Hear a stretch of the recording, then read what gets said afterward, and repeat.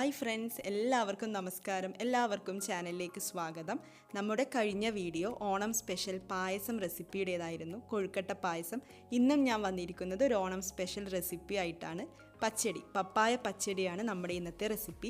ഈ ഒരു റെസിപ്പി വെച്ചിട്ട് നിങ്ങൾക്ക് വെള്ളരിക്ക പച്ചടിയും തയ്യാറാക്കി നോക്കാം. പച്ചടിയൊക്കെ എല്ലാവർക്കും തയ്യാറാക്കി നോക്കാൻ വേണ്ടിയിട്ട് അറിയാമായിരിക്കുമല്ലോ. അപ്പോൾ അറിയാത്തവർക്ക് വേണ്ടിയിട്ട്, കുക്കിംഗ് ഒക്കെ പഠിച്ചു വരുന്നവർക്ക് വേണ്ടിയിട്ടാണ് ഈ ഒരു ചെറിയ വീഡിയോ. അപ്പോൾ വീഡിയോ സ്കിപ്പ് ചെയ്യാതെ മുഴുവനായും കാണുക. ഇഷ്ടപ്പെടുകയാണെങ്കിൽ ലൈക്ക് ചെയ്യാനും ഷെയർ ചെയ്യാനും പിന്നെ നിങ്ങളുടെ ഓണസദ്യയിൽ ഇതൊന്ന് ട്രൈ ചെയ്ത് നോക്കാനും മറക്കരുത്. നമുക്ക് വീഡിയോയിലേക്ക് കടക്കാം. ഞാനിവിടെ ഒരു പകുതി പപ്പായാണ് എടുത്തിട്ടുള്ളത്. ചെറിയ കഷ്ണങ്ങളാക്കിയിട്ടുണ്ട്. ഇനി നമുക്കിത് കുക്കറിൽ വേവിച്ചെടുക്കണം. അപ്പോൾ ഇത് കുക്കറിലേക്ക് ഇട്ട് കൊടുക്കാം. എന്നിട്ട് ഇതിലേക്ക് വെള്ളം ഒഴിച്ചു കൊടുക്കാം. കൂടുതൽ വെള്ളമൊന്നും വേണ്ട. ഈ ഒരു പപ്പായ മുങ്ങുന്ന വണ്ണം വെള്ളം ഒഴിച്ചു കൊടുത്താൽ മതിയാവും. ഇതിലേക്ക് ആവശ്യത്തിന് ഉപ്പും കൂടി ചേർത്തിട്ട് വേവിച്ചെടുക്കാം. ഒരു വിസിൽ വരുന്നത് വരെ നമുക്ക് വേവിച്ചെടുക്കാം. പപ്പായ വെന്ത് വരുന്ന സമയം കൊണ്ട് നമുക്ക് തേങ്ങ അരച്ചെടുക്കാം. 3 ടേബിൾ സ്പൂൺ മുതൽ 4 ടേബിൾ സ്പൂൺ വരെയൊക്കെ തേങ്ങ ചേർത്ത് കൊടുക്കാം.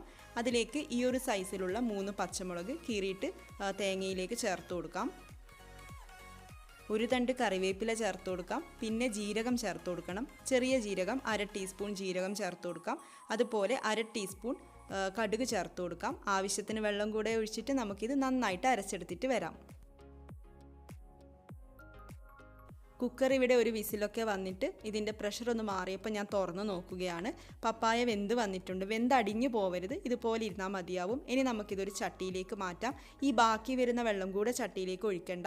ഇനി നമുക്കിതിലേക്ക് തേങ്ങ അരച്ചത് ചേർത്ത് കൊടുക്കാം. ഒന്ന് നന്നായിട്ട് മിക്സ് ചെയ്തെടുക്കണം. എന്നിട്ട് നമുക്ക് ഹൈ ഫ്ലെയിമിൽ വെച്ചിട്ട് ഈ അരച്ചെടുത്ത തേങ്ങ ഒന്ന് തിളപ്പിച്ചെടുക്കണം.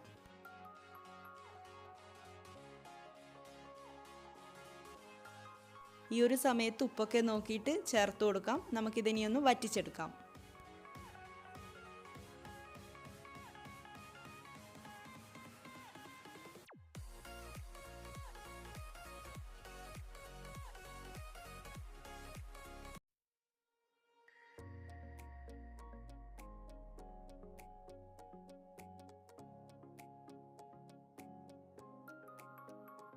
ഇതിപ്പോൾ ഇവിടെ നന്നായിട്ട് തിളച്ചുകൊണ്ടിരിക്കുന്നുണ്ട്. വറ്റിയിട്ട് നന്നായിട്ട് കുറുകി വന്നിട്ടുണ്ട്. ഹൈ ഫ്ലെയിമിൽ 5-6 മിനിറ്റ് വെച്ചാൽ പെട്ടെന്ന് റെഡി ആയിക്കോളും. ഇനി നമുക്കിതിലേക്ക് തൈര് ചേർത്ത് കൊടുക്കണം. അപ്പോൾ നമ്മൾ വേഗം തന്നെ ഫ്ലെയിം കുറച്ചിട്ട് ലോ ഫ്ലെയിമിലാക്കിയതിന് ശേഷം മാത്രമേ തൈര് ചേർക്കാൻ പാടുള്ളൂ.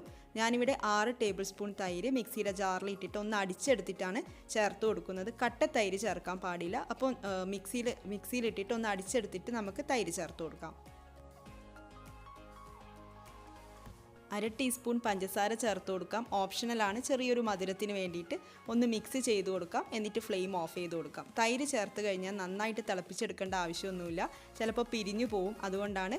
അപ്പോൾ നമ്മുടെ പച്ചടി ഇവിടെ റെഡി ആയിട്ടുണ്ട്. ഇനി നമുക്ക് കടുക് വറുത്തിടണം. അതിന് വേണ്ടിയിട്ട് ഞാനിവിടെ 2 ടേബിൾ സ്പൂൺ വെളിച്ചെണ്ണ ഒഴിച്ചിട്ട് ചൂടായിട്ട് വരുമ്പോൾ അതിലേക്ക് 1 ടീസ്പൂൺ കടുക് ചേർത്ത് കൊടുക്കാം.